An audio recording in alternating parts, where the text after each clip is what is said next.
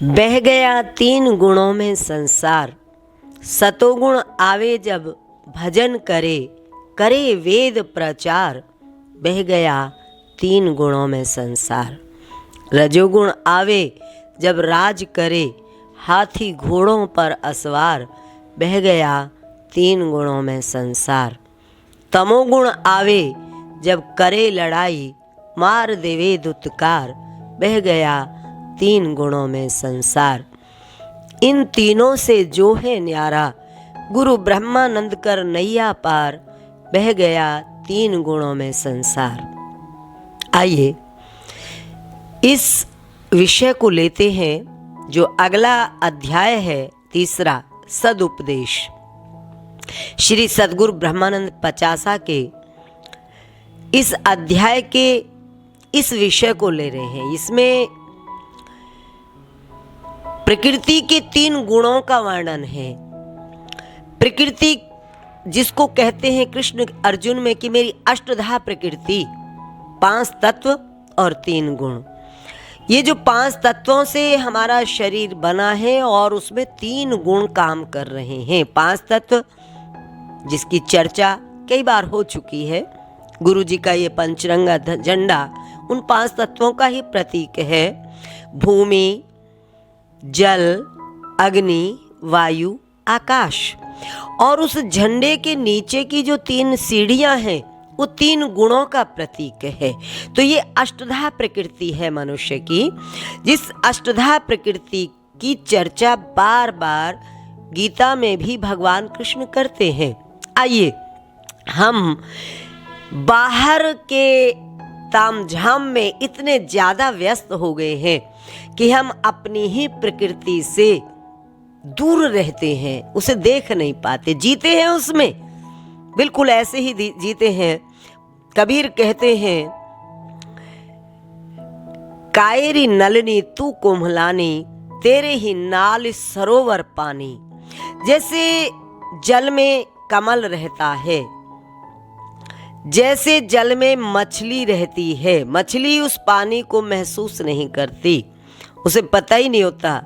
वैसे ही हम अपनी प्रकृति में रहते हैं, लेकिन हम उस प्रकृति का दर्शन नहीं कर पाते। लेकिन जब गुरु के वचन के अनुसार हम अपने ध्यान को केंद्रित करते हैं तो हमारा जो दर्शन है वो बदल जाता है, देखने का ढंग बदल जाता है। हम प्रकृति के इन गुणों को और इन पांच तत्वों को हम स्वयं भी देखने लगते हैं। यानी हमारा साक्षी भाव जागृत होता है, दृष्टा भाव जागृत होता है और हम इनको देख पाते हैं, जिसकी चर्चा इन पदों में गुरुजी कर रहे हैं। आइए ये तीन गुण की चर्चा जब आप सुनेंगे तो आपको लगेगा कि ये तो 24 घंटे हमारे भीतर ही रहते हैं, और भीतर नहीं रहते, हम इन्हीं के द्वारा काम करते हैं, इन्हीं के आधार पे हमारा जीवन चलता है, इन तीन गुणों के आधार पे। गुरु जी को हम भगवान मान रहे हैं, और गुरु जी को ही नहीं, जो भी महापुरुष हुए हैं हमने उनको पुरुष नहीं महापुरुष कहा है, क्योंकि वह इन तीन गुणों से ऊपर चले जाते हैं। लेकिन हम जो साधारण जीव हैं वो इन तीन गुणों में रहते हैं। उन तीन गुणों के क्या क्या लक्षण हैं ये आप देखिए, अपने भीतर नजर आएंगे। देखा नहीं होगा आपने, कभी कभी अपने आप ही बहुत मन सात्विक हो जाता है, शांत हो जाता है, और बहुत अच्छे अच्छे विचार आने लगते हैं। यहाँ तक भी कि दूसरे में जो हम पहले दोष देख रहे थे उसमें हमें गुण नजर आने लगते हैं, और अपने में जहाँ हम गुण देख रहे थे वहाँ हमें ऐसा लगता है कि यहाँ हम कहीं ना कहीं गलत हैं। तो अपने दोष, दूसरे के गुण, ये तो हम स्वाभाविक देखते ही रहते हैं। लेकिन जब सतोगुण आता है तब अपने गुण नहीं, अपने दोष दिखते हैं और दूसरे में गुण दिखते हैं। मन शांत हो जाता है, विचारशीलता बढ़ जाती है, विवेकशीलता बढ़ जाती है, चिंतन बढ़ जाता है, सब कुछ जो देखने का ढंग है वो बहुत ही सकारात्मक हो जाता है, पॉजिटिव हो जाता है। जिस बात की हम कोशिश करते हैं कि हम ऐसे हो जाएं, वो स्वाभाविक हो जाती है। यानी जब सतोगुण आता है, जब ऐसी वृत्ति होती है, बहुत सात्विक भोजन, बहुत खाने का मन जब होता है, तो समझो हमारा गुण सात्विक हो गया है। यानी 3 गुणों की जो प्रकृति है, जो 24 घंटे चक्कर काट रही है, उस प्रकृति के अधीन हमारा स्वभाव रहता है। तो ये जो 3 गुण हैं, इसको ऐसे समझ लीजिए जैसे रजोगुण और तमोगुण तो एक तराजू के 2 पलड़े हैं, और इसको बैलेंस करने वाला जो है वो तीसरा, इसके ऊपर का जो एक जिसको पकड़ते हैं हिस्सा होता है, वो तीसरा है सतोगुण। तो ये तीनों गुण को अगर हमने समझना है, ये तीनों गुण हमारे भीतर हैं।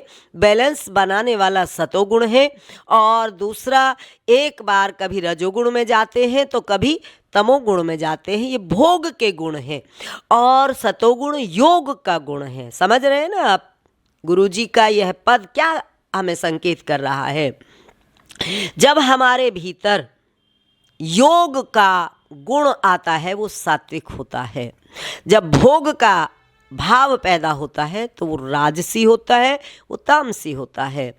राजसी भोग बहुत अच्छा, चटपटा, तीखा खाने का मन करता है, और बहुत अच्छे चमकीले तड़क भड़क वाले कपड़े पहनने की इच्छा पैदा होती है, या अपने घर में बहुत बढ़िया बढ़िया ऐसी शो पीस लाने का मन करता है, अपने घर को सजाने का मन होता है, खुद को सजाने का मन होता है, अपने मकान को सजाने का मन होता है। सब कुछ जैसे अच्छा लगना चाहिए, दूसरा कोई देखे तो लगे कि मैं कुछ हूँ। जब ऐसा मन होता है, ऐसी वृत्ति होती है, और इसी तरह का भोजन अच्छा लगने लगता है। दान भी करते हैं तो मन होता है कि कोई देखे कि मैंने दान किया है। यज्ञ भी करते हैं तो मन होता है कि कोई जाने कि मैंने यज्ञ किया है। जब हम भजन भी करते हैं तो हमें लगता है कि कोई देखे कि हम बहुत भजन करने वाले हैं।